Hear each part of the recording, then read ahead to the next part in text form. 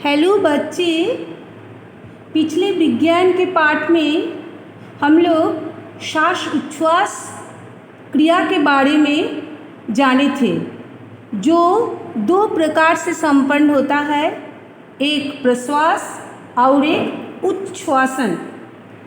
आज हम लोग हमारे शरीर में किस तरह सांस उच्छ्वास प्रक्रिया संपन्न होता है उसके बारे में चर्चा करेंगे।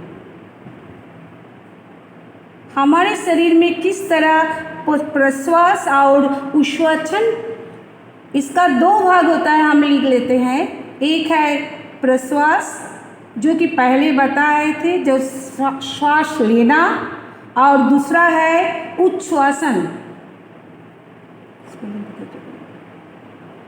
उच्छ्वासन सांस छोड़ना। ये दोनों क्रिया हमारे शरीर में किस तरह संपन्न होता है उसके बारे में आज हम लोग जानेंगे।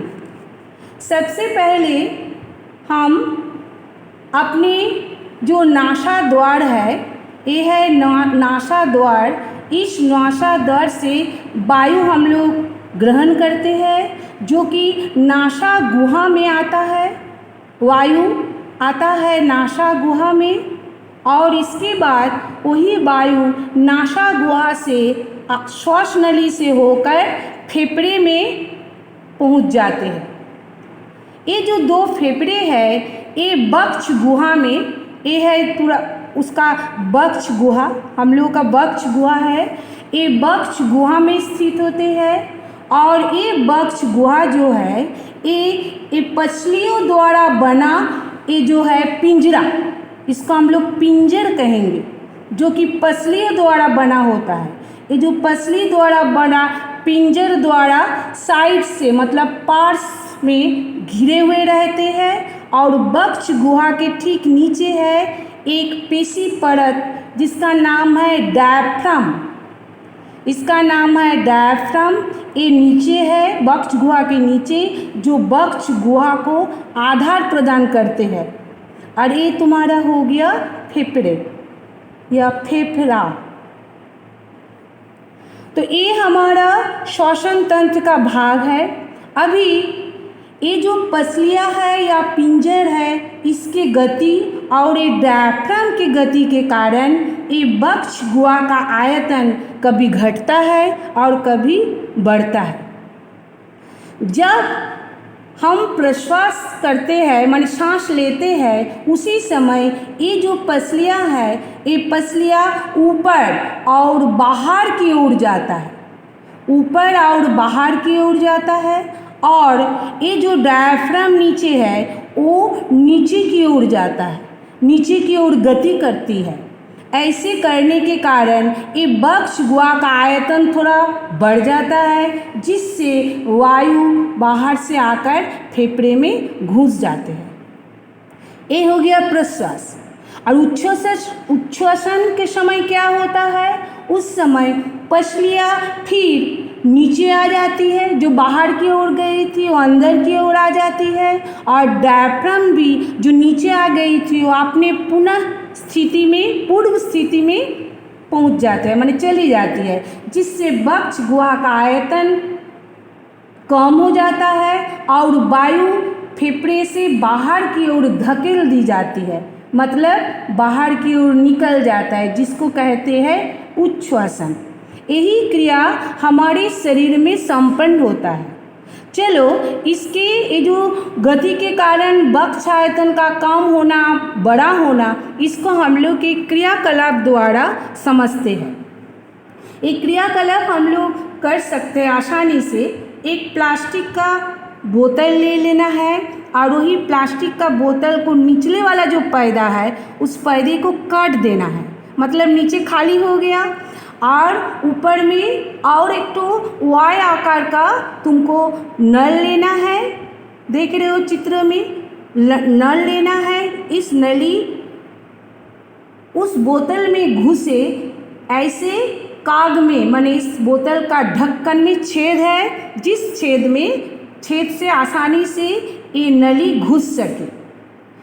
नली के दोनों जो छोर है, उसमें दोनों बेलन को बांध देना है और उसको चित्रों के अनुसार अंदर घुसा के ढक्कन को लगा देना है।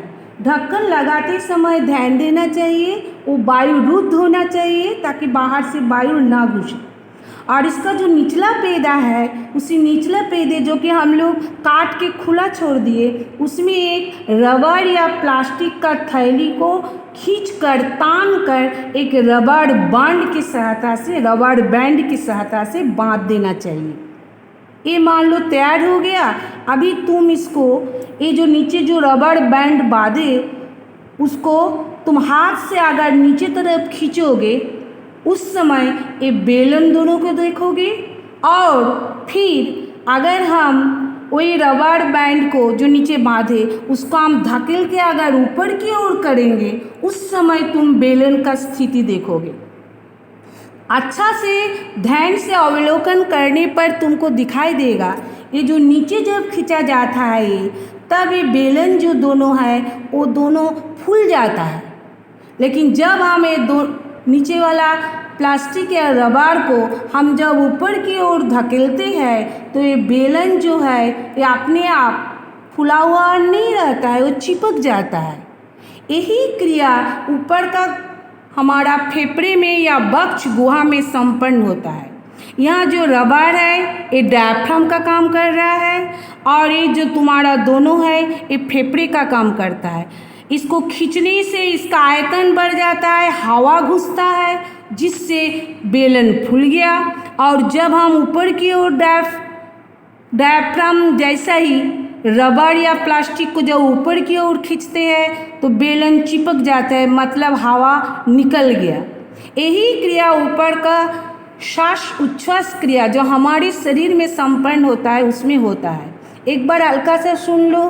प्रश्वास के समय जब प्रश्वास माने हम लोग सांस लेते हैं उस समय जो पिंजर है जो कि पसलियों से बना है वो बाहर और ऊपर की ओर गति करते हैं और डायफ्राम जो है वो नीचे की ओर गति करती है, जिनके कारण ये जो वक्ष गुहा है इसका आयतन बढ़ जाता है जिससे फेफड़े में हवा घुसते हैं। और उच्छ्वासन के समय उस समय क्या होते हैं, पसलियाँ या पिंजर अपनी स्थिति मतलब फिर नीचे की ओर अंदर की ओर आ जाती है और ये डायफ्राम जो है वो पूर्व स्थिति मतलब ऊपर की ओर जाते हैं जिससे कि वक्ष गुहा का आयतन कम हो जाता है और वायु फेफड़े से धकेल के बाहर फेंक दिया जाता है, माने बाहर निकल जाता है। मतलब इसी क्रिया के द्वारा ही एक बार सांस लेना प्रश्वास हुआ और एक बार सांस छोड़ना मतलब उच्छ्वासन हुआ, जिस दोनों को एक साथ हम लोग कहते हैं सांस उच्छ्वास क्रिया।